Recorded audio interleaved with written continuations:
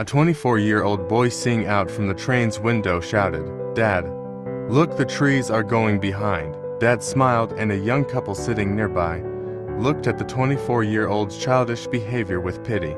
Suddenly he again exclaimed, "Dad, look, the clouds are running with us." The couple couldn't resist and said to the old man, "Why don't you take your son to a good doctor?" The old man smiled and said, "I did, and we are coming from the hospital.